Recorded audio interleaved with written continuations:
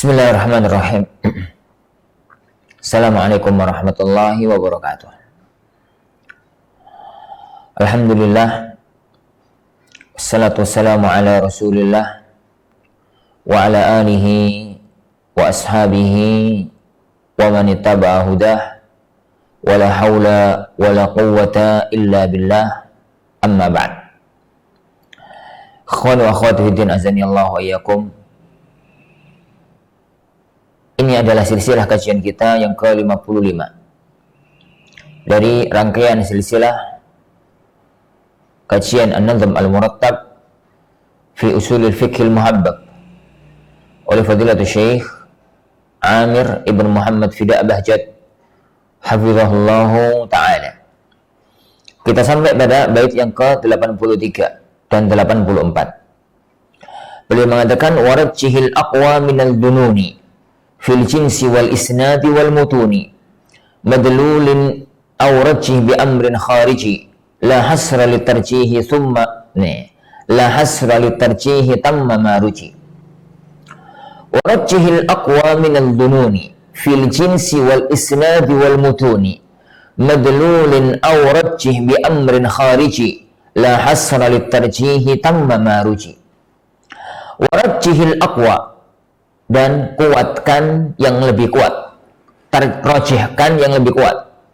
Minad dunun, dari hal-hal yang madnun, yang dhan. Fil jinsi, dalam jenisnya, wal isnadi, dan sanadnya, wal mutuni, dan matannya.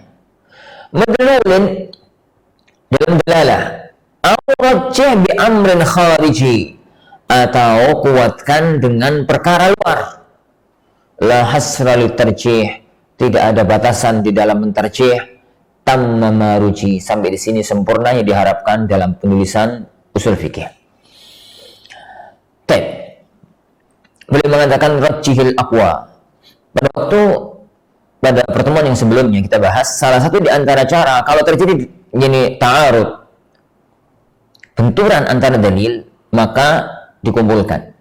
Kalau nggak bisa nasakh mansukh, kalau nggak bisa tarjih, kalau nggak bisa ya wis, berhenti kif. Nah, bagaimana cara mentarjih? Bagaimana cara mentarjih? Menguatkan. Yani, apa itu tarjih? Tarjih itu taqdim aqwa al-madhnunaini, yani ala al-afihima. Mengedepankan salah satu dari dua dalil dhanni yang lebih kuat dibandingkan yang lebih lemah. Kita katakan dulu para ikhwan azani Allah wa iyyakum. Dalil itu ada yang qat'i, paten, tidak ada kemungkinan makna lain kecuali dia. Dalil itu ada yang dhanni. Dhanni itu tidak paten, dalam artian ada kemungkinan makna begini, ada kemungkinan makna begitu. Ada kemungkinan ini begini, ada kemungkinan ini begitu. Dan itu banyak dalam masalah agama. Nah, kalau sampai kita masuk pada area benturan ilmiah dan harus mentarjih, maka bagaimana caranya? Ada beberapa hal yang menjadi acuan dalam mentarjih. Beliau menyebutkan di sini 5 hal. 1 jenis, 2 sanad, 3 matan, dalalatul matan. Yang keempat, perkara luar. Yang kelima beliau mengatakan dan tidak ada batasan dari sisi-sisi yang lainnya. Baik, kita bahas ini satu-satu. Pentarjihan yang pertama itu jenis. Maknanya, kalau benturan antara dua dalil dan jenisnya berbeda dan tidak dapat dikumpulkan, tidak dapat dijamakkan, maka dikuatkan dalil dengan jenis yang lebih kuat. Apabila benturan antara hadis dengan qaul sahabi dalil dalam mazhab sebagian para ulama. Atau nggak kita bahas itulah qiyas. Qiyas itu dalil. Hadis juga dalil. Gitu. Apabila benturan antara dalil dengan qiyas, maka jenis antara dalil, antara hadis dengan qiyas, maka hadis lebih dikedepankan dibandingkan qiyas. Kenapa? Karena jenis dalil yang dari hadis itu lebih kuat dibandingkan dengan qiyas. Hadis lebih kuat dibandingkan dengan qiyas. Itu namanya jenis. Itu namanya jenis. Gitu ya? Ini belum kita bicara misalkan kalau benturan antara hadis dengan mafhum mukhalafah, hadis dengan masalah mursalah, hadis dengan pendapat sahabat dan yang lainnya, yang itu dikedepankan jenis dalil yang lebih kuat. Baik, yang kedua, wal isnadi dan sanad, periwayatan hadis. Ini sekarang benturan antara hadis dengan hadis, yang satu jenis, hadis dengan hadis. Makanya dilihat adalah sanadnya.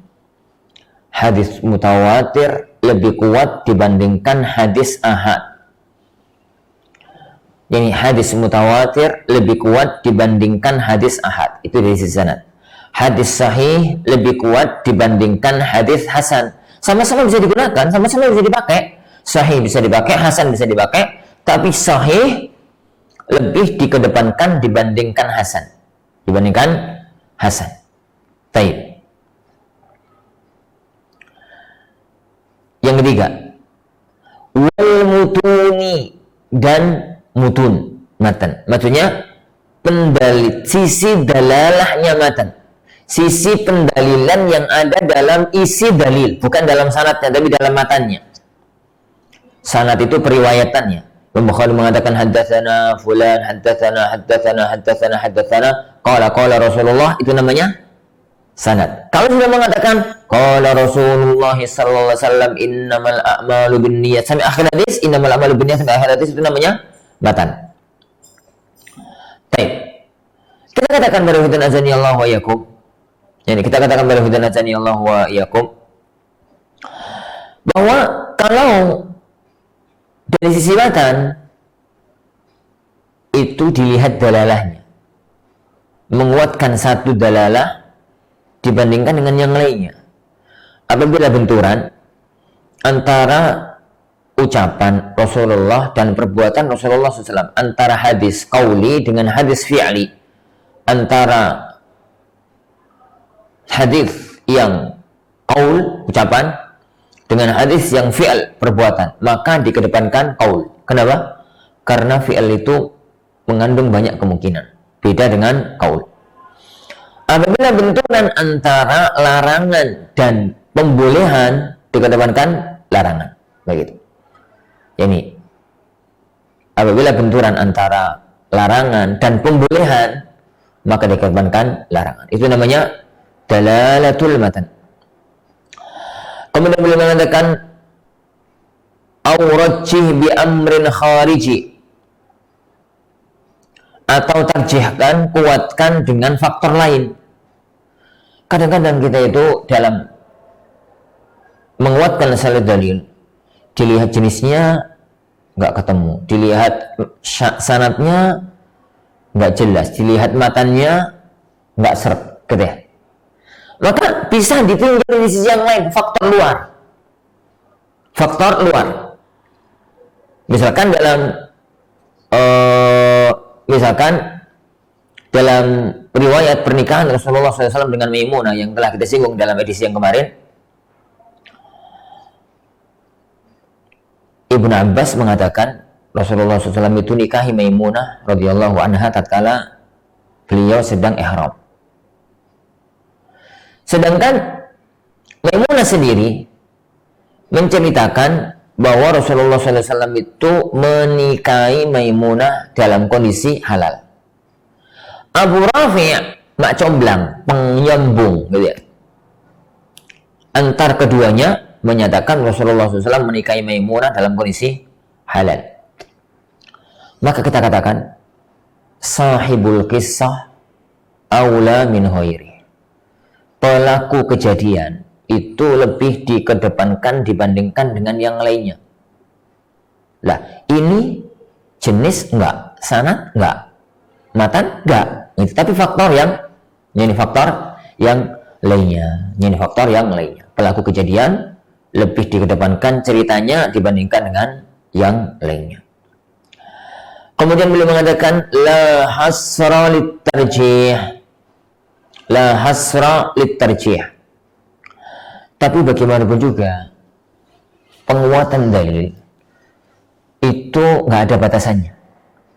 Nggak ada batasannya. Jadi kadang-kadang faktor-faktor yang lain, tinjauan maslahat mafsadah, tinjauan kondisi lapangan masyarakat, tinjauan mazhab yang berkembang di tengah masyarakat, tinjauan kondisi sosial, politik, ekonomi, tinjauan begini, tinjauan begitu, semua itu tinjauan maqasidus syariah, tinjauan ini, tinjauan itu sangat berpengaruh untuk menguatkan salah satu dalil yang ada. Oleh karena beliau mengatakan la hasra li tarjih, dan ini yang diistilahkan oleh para ulama usul dengan malakah fikhiyah, kemampuan untuk analisis fikih. Karena orang itu mengetahui satu masalah itu rumit, berat. Tidak bisa, jadi dia akan selamanya menjadi muqallid, selamanya akan mengikuti pendapat orang lain, siapapun dia. Orang itu baru bisa menguasai malakah ilmiah apabila dia menguasai ilmu syar'i dari banyak sisinya. Yang paling pokok malakah ilmiah, kalau dalam dunia fikih, malakah fikhiyah ya.